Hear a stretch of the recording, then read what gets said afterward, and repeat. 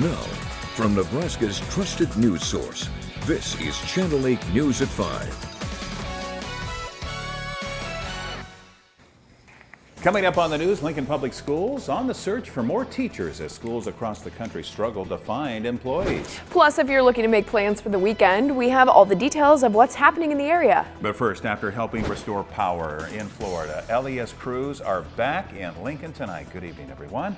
And thank you for joining us on this Friday. As many of you know, the crews, they helped thousands of people get their power back. As Florida continues to recover from Hurricane Ian, they're very thankful for teams like Lincoln Electric System that traveled a long way to help out. Channel 8's Ariana Martinez was there when the team arrived back to the capital city. Ariana? The 20 LES employees returned back home to base just about 2 hours ago.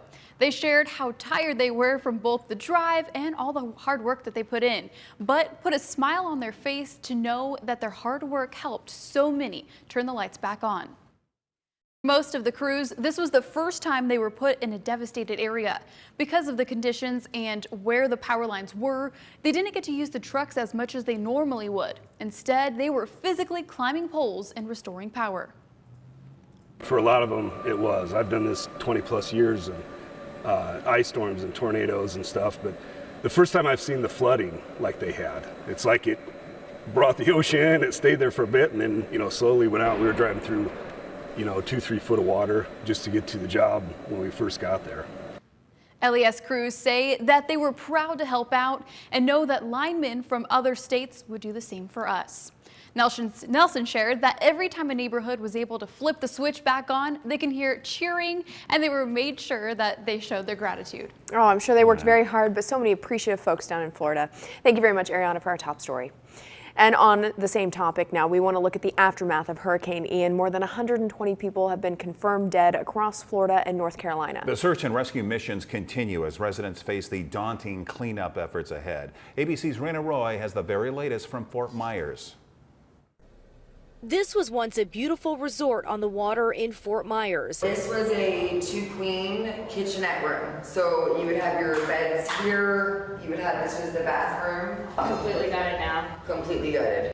Now room after room destroyed after Hurricane Ian made landfall nearby last week. We were making like a game plan on, okay, if it gets one more step up, we're gonna swim and then just start waving for whoever to come get us. Behind the hotel, boats slamming into the dock and washing ashore. This is all debris from the boats here? Yes, this is all debris from the boats, from the dock, from other people's yards or trash. It's just from everywhere. Crews hard at work as they try to clean up and one day rebuild. As long as we have food, we're alive, and we have each other, we're all right. We're just going to rebuild. We're strong, and we're going to come back. So. More than 100,000 still without power. Most of the customers here in hard-hit Lee County. There's a couple pockets that the electrical co-op in Lee County are still working on. I know they've made some progress in Cape Coral. We surged a bunch of extra linemen there. But then you have places like Sanibel where the whole system was just destroyed. Search and rescue crews still going door to door looking for survivors. Nearly 100,000 structures already searched. Particularly in those really hard-hit areas, searching for survivors and searching for what may be behind there. So it's really been a Herculean effort. There have been some major signs of progress. Officials say more than 5,000 miles of roadway have been cleared and reopened, and same with more than 2,500 bridges now deemed safe. Rena Roy, ABC News, Fort Myers, Florida. All right, back here at home now, the mayor of Lincoln recently delivered the State of the City address. One new city project she announced was a 24-room housing facility to help with homelessness here in the capital city. I talked to her about those plans during our monthly Megan and the Mayor interview. We know that as we try to make this a wonderful place to call home for all our residents, that in some cases that means making sure that everyone has an actual home. And so to that end, we are using $4.2 million in federal relief funds that we have received locally, and collaborating with our nonprofit social service partners, folks who are dedicating their lives to making life better for people experiencing homelessness. And we are planning to create a 24-room permanent supportive housing facility that will really try to alleviate chronic homelessness in our community. Now, I did ask her about the timeline for the project. The mayor says those plans are still coming together. Right now, they're gathering people to design the facility and decide where to build it. Well, we know many schools across the country are having a teacher shortage. Lincoln Public Schools is also hiring, and this morning they held a teacher interview fair. Channel 8's Matthew Mittleider has the story. LPS held a teacher interview fair on Friday in their search for prospective educators. Director of Recruitment, Eric Witt, says student teachers are vital in serving students in the classroom, and by hiring student teachers who are already in their buildings, it makes the process more efficient. Witt says LPS will be hiring candidates throughout the school year, but they're looking to fill some specific positions this fall to help prevent a shortage of teachers here.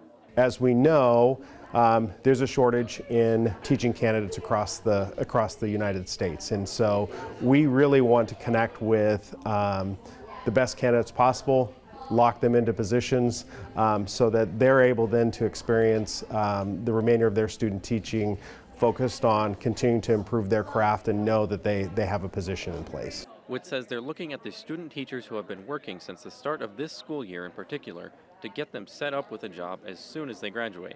Faculty have been working with student teachers to prepare them for this event and even held a symposium last week to help get them hired.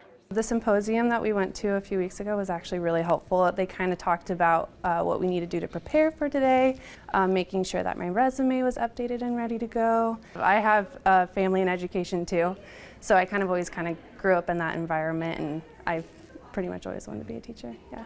Student teachers met with principals and administrators from across the district for their interviews, but didn't know exactly what position they'd be filling if they were hired.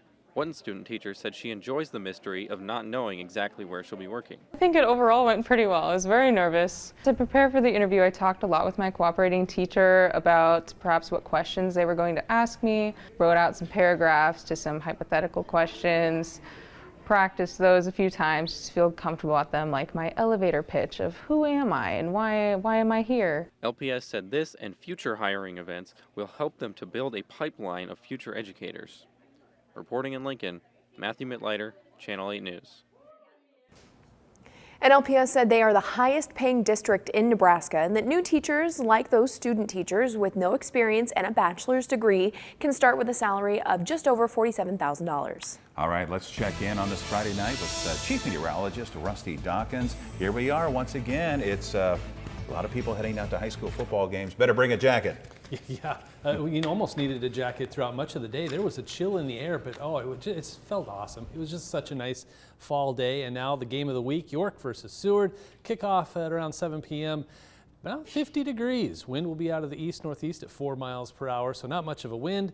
A little chilly, but partly cloudy to mostly clear skies. Just a fantastic evening for football if you're headed to the York versus Seward game. But take a look at this. Cold headlines, freeze warnings, and frost advisories. The purple shaded area is a freeze warning for Saturday morning, and then frost advisories everywhere else. But the entire state of Nebraska is going to be pretty close to the freezing mark or below Saturday morning, and we're not alone. Look at this. In the entire Midwest, from one side to the other, from Nebraska all the way over to the West Virginia, and Virginia itself is seeing cold headlines. So a lot of cold air out there, but it's nice out there right now. This is the Schoen's Roofing Cam in Beatrice at 6th Street and Perkins. We've got a semi trying to turn left. That's always fun to watch. We've got temperatures that are in the 50s right now in Beatrice, 58 degrees. We have 56 in Grand Island, 58 in Lincoln, a lot of 50s out there, still 40s in portions of western Nebraska. This is a good 10 to 20 degrees colder than we were yesterday. Cloud cover hindering the temperatures to the west, sunshine trying to warm us up today. But as we head through the day tomorrow, starting off very chilly, 31 degrees, cold temperatures, and then 60 by noon, 66 degrees by 3 o'clock in the afternoon. So another fall feel to the afternoon tomorrow. Then we start to warm back up as we head past the weekend. More on that in just a few minutes. All right, thank you, Rusty. Not only high school football tonight, Husker football is back in action at Rutgers. Nebraska takes on the Scarlet Knights at 6 o'clock tonight. You'll be able to watch it on FS1, and then make sure to tune in to Channel 8 for a full recap at 10. The Huskers are searching for their second straight conference win since 2018. It will be a hostile environment, though. Rutgers officials say the game is sold out. Come on, Huskers, get her done. Go Big Red. Yeah. Also tonight on Channel 8, The Sports Blitz, it's back again with all of your high school football action. The game of the week, as Rusty mentioned, York versus Seward. It's always a good one. Join the Channel 8 sports team for full highlights and reaction from all of your favorite teams tonight at right around 10:15 right here on Channel 8. And this weekend is gearing up to feel like fall, and it's a good time to celebrate the season. But first, today marks the first Friday of the month, and that means all the art hotspots in town are hosting events to open their new exhibits. Downtown near O Street is always a great place to walk from gallery to gallery and use the different mediums, but there's always Turbine Flats at 22nd and Y and the Lux Center for the Arts near Wesleyan. And if you're hoping to take a tour of all the murals that Lux has put up in the neighborhood, join the executive director of Lux on a 45-minute walking tour starting at 10:30 a.m. on Saturday. Lincoln is also welcoming back the 4th Do It Ourselves event, where community members get together and share their skills, whatever they might be. There will be workshops on disaster preparedness and mental health, as well as many others. It all starts at 9 a.m. on Saturday. Attendance is free for all ages. The American Historical Society of Germans from Russia is hosting a family-friendly Oktoberfest tomorrow from 4 to 6:30. They're going to have a bounce house for the kids, German and Russian games, and of course, things to eat and drink. Head to 7th and D to enjoy some wholesome family fun. The Denton General Store is getting in the Halloween spirit with the 2nd annual Halloween Market, where you'll step foot into a Wild West ghost town. There will be plenty to do, like paint pumpkins, readings, live music, and food, plus a whole lot more. Head to Denton tomorrow from 11 to 3, and don't forget your costume. This Saturday, the Kearney Archway is hosting a chili and cinnamon roll cook-off, along with plenty of activities to keep the family busy, like a kids' Halloween costume parade and a raffle.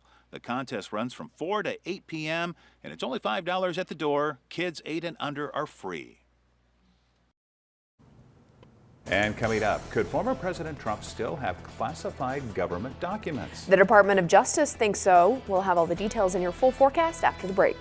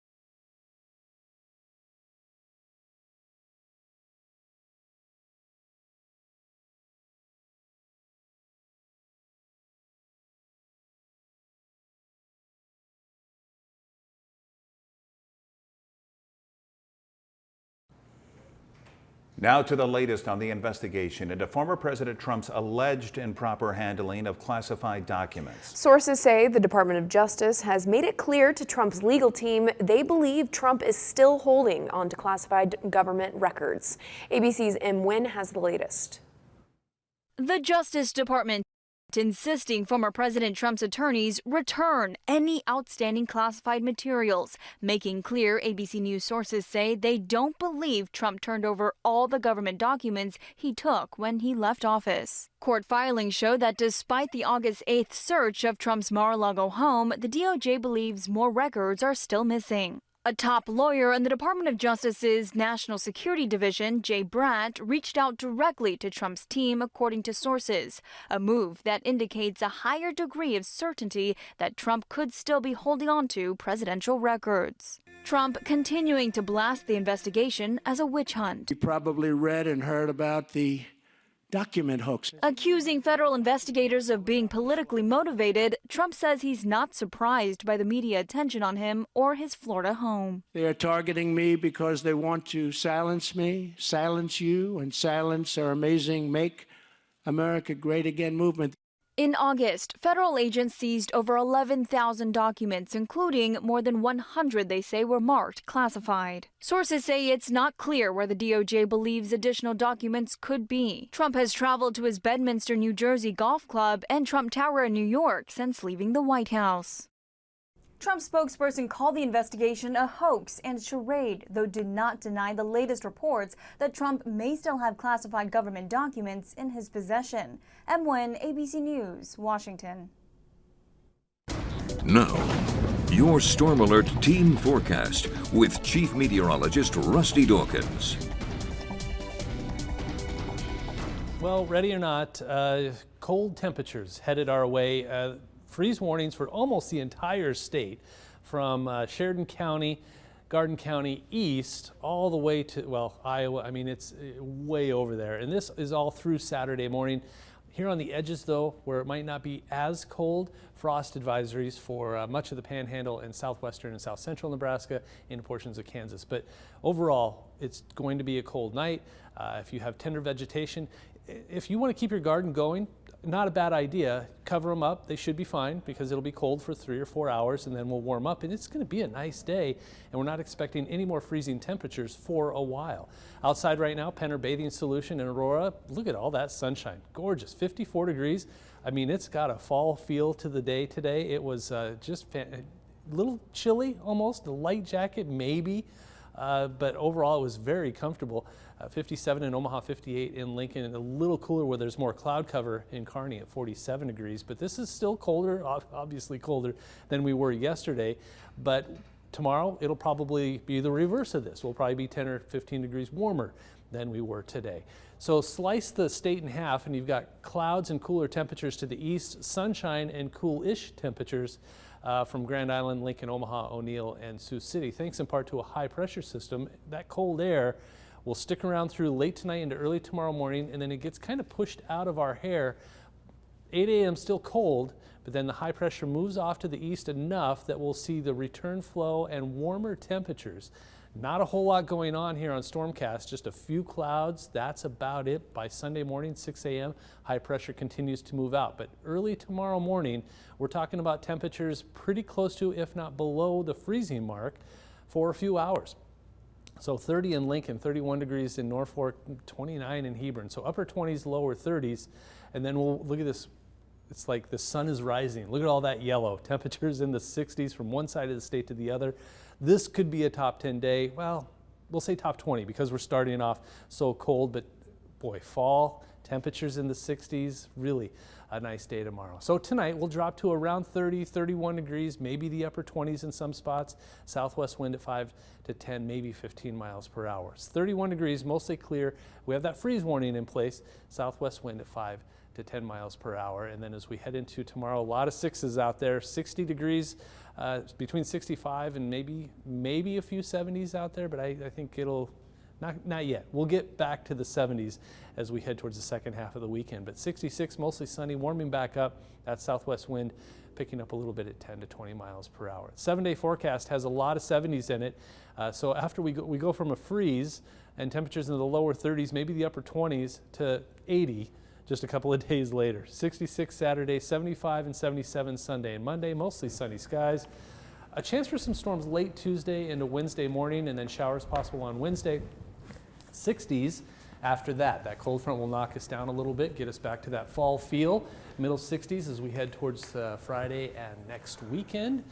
And overall, a pretty quiet 10-day forecast, not a lot of precipitation chances. We still really need the rain, but as it stands, it is going to be a chilly morning tomorrow morning, and then we warm back up for the second half of the weekend. Yeah, when you were talking about the chilly morning, Megan was over here going, yes, she loves the cooler weather. I drove around with my windows down today. It was so nice. I had the heater on.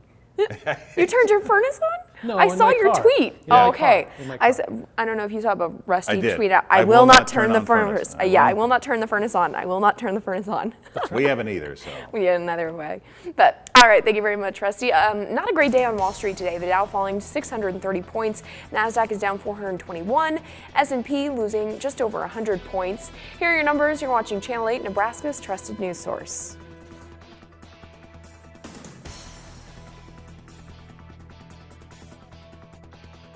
Tonight, Americans break.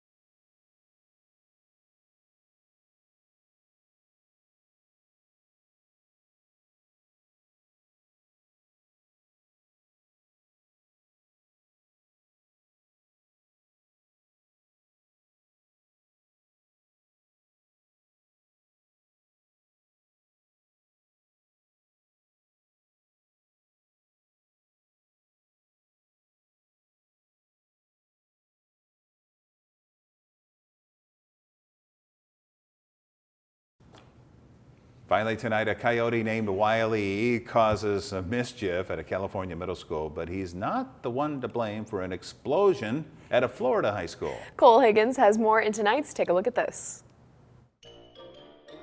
A coyote walks into a school bathroom. Nope, no joke here. Oh boy.